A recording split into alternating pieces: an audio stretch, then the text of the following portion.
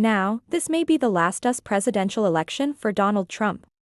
Speaking in an interview to the Sinclair Media Group, he said the Republican presidential nominee said if he was asked, "I beg your pardon," if he saw himself running again in 2028, if he were to lose the presidential election to Democratic rival Kamala Harris.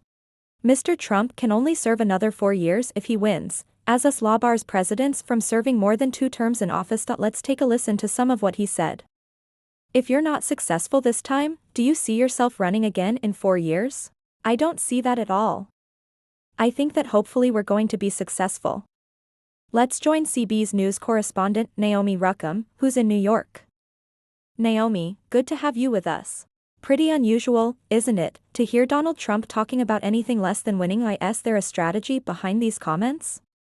Absolutely.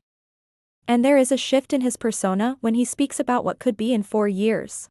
Former President Donald Trump did say on Sunday that he doesn't think he'd run again for president in 2028 if he falls short in his bid to return to the White House this November. He told a journalist he thinks that would be it if he loses. The comment was notable both because Trump seemed to rule out a 4th bid for the White House and because he rarely admits the possibility he could legitimately lose an election. But keep in mind, Trump would be 82 years old in 2028, a year older than President Joe Biden is now. And Trump and many Republicans have criticized President Biden for staying in as long as he did, so it could be seen as hypocritical if he ran again. Anita, and lots of polling, of course, as we get ever closer to polling day.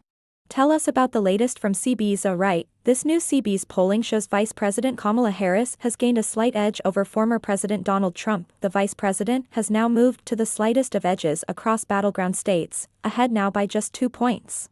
And nationally, Harris is up 4 points over Donald Trump. Harris has also made gains with voters who say the economy is a major factor, now just 6 points behind Trump on that issue.